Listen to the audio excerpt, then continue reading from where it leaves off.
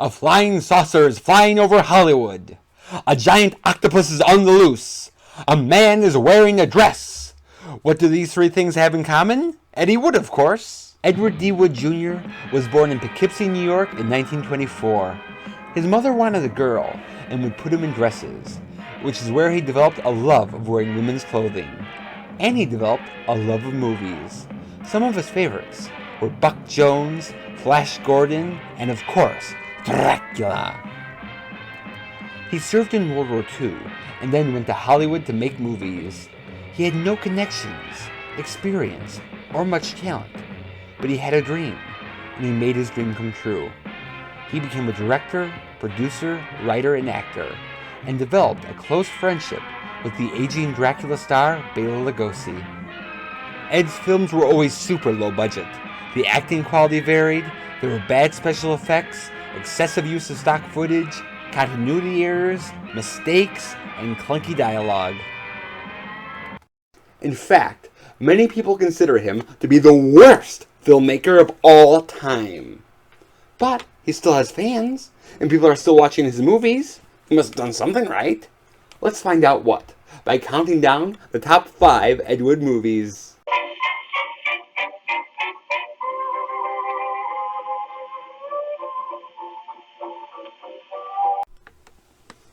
Greetings, my friends. I am Criswell.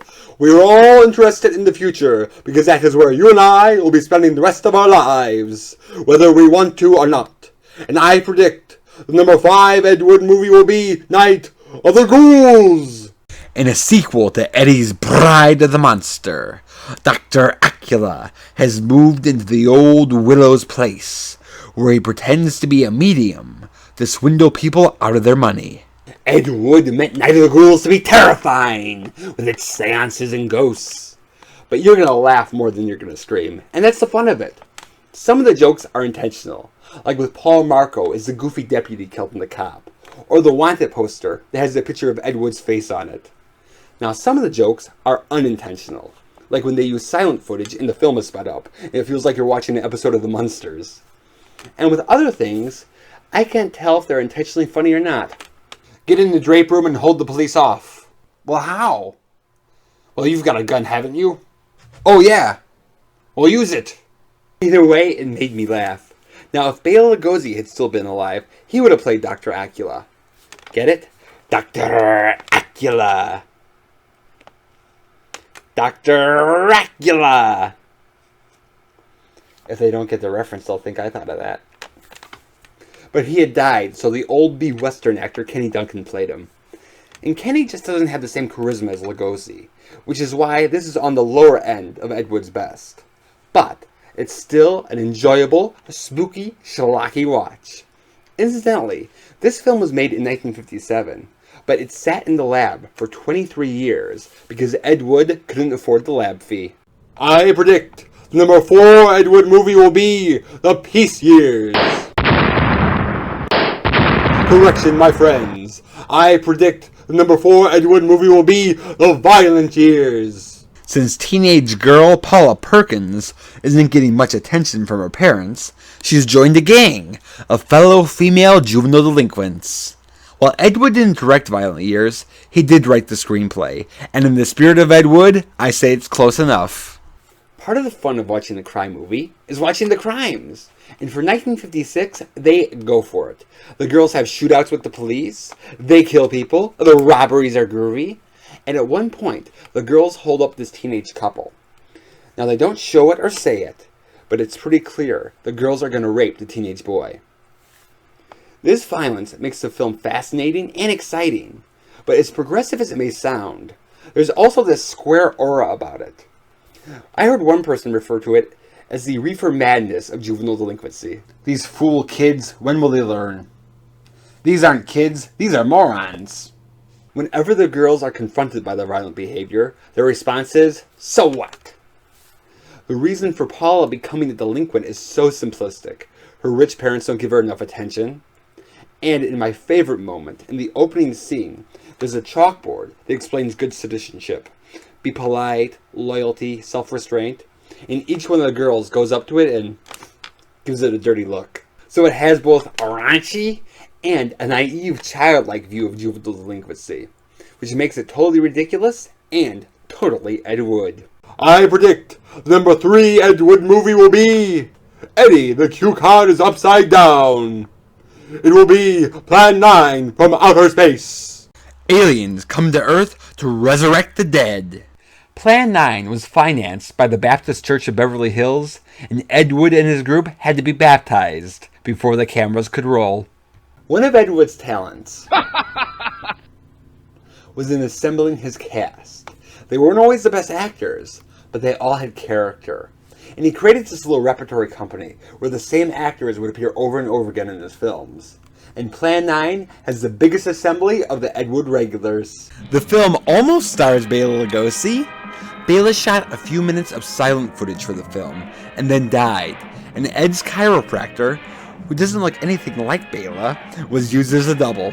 And speaking of vampires, there's the TV horror hostess Vampira, who absolutely personifies sex and death. And the shots of her are genuinely haunting. Next, there's the super Swedish angel, the wrestler turned horror actor, the huge Tor Johnson, who has the perfect look for a zombie. Then there's the wealthy gay socialite and sometimes drag queen, John, aka Bunny Breckenridge, as the alien leader. Eddie's good buddy, Paul Marco, is the goofy cop Kelton. And of course, the famed TV, radio, and newspaper psychic, Criswell, as himself. He opens and closes the film, as well as providing narration. These were one-of-a-kind personalities that should never be forgotten. But unfortunately, for Criswell and Vampira, there's not a lot of surviving film of them. So Plan 9 is a rare treat just to watch them do their thing. Along with the cast, Plan 9 also has so many great lines. All you of Earth are idiots. Now you just hold on, Buster.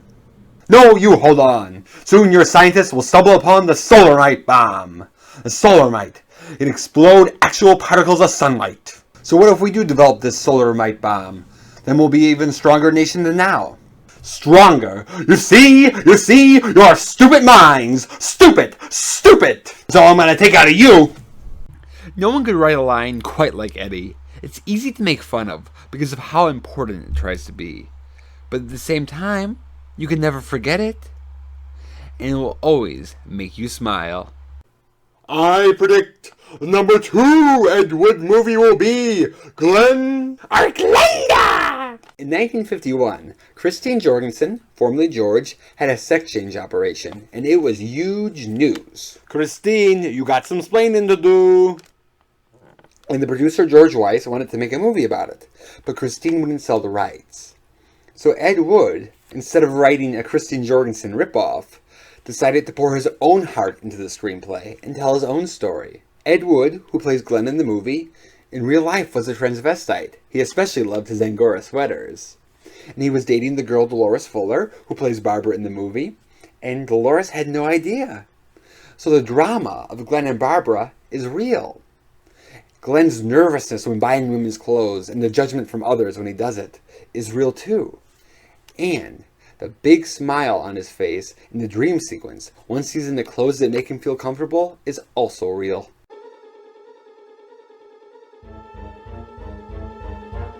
Beware of the big green dragon that sits on your doorstep. It eats little boys, puppy dog tails, and big fat snails. Beware. Take care. Beware.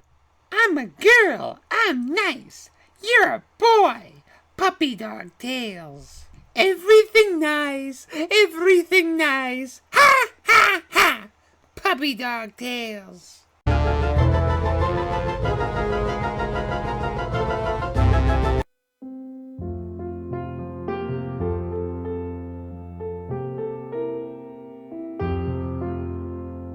Along with the genuineness, because Glenn or Glenda is such a strange, personal, and arty docudrama, the inherent faults of an Ed Wood movie seem more like just part of the strangeness than actual errors.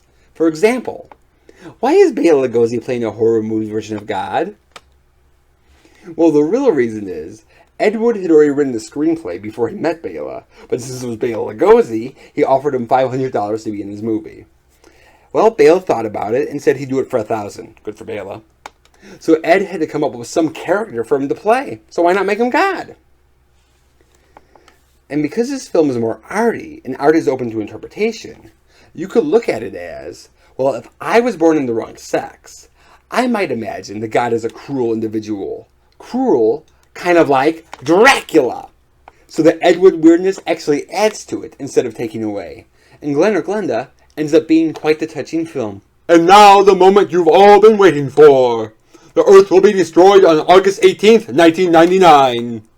And the #1 Ed Wood movie will be Bride of the Monster. The mad scientist, Dr. Eric Vornoff, is trying to create atomic Superman at the old Willow's place on Lake Marsh.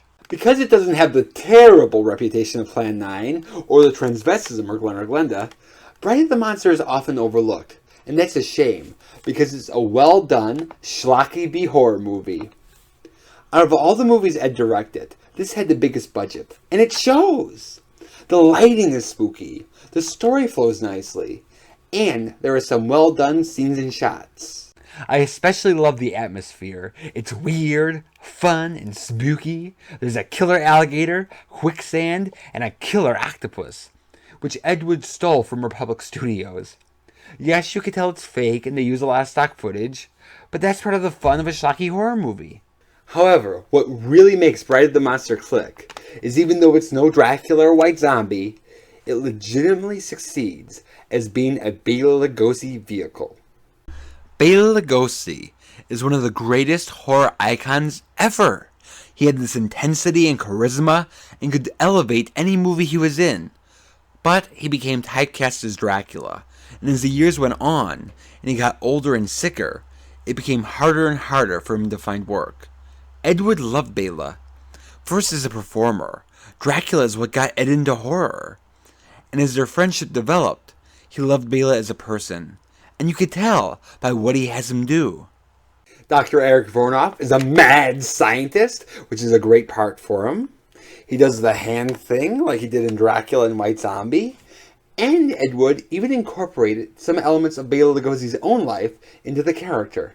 My dear Professor Strowski, 20 years ago, I was classified as a madman, a charlatan, outlawed in the world of science which had previously honored me as a genius. Now I am here to bring you home. Home? I have no home. Hunted, despised, living like an animal. The jungle is my home, but I will show the world I can be its master by perfecting my own race of people, a race of atomic supermen that will conquer the world.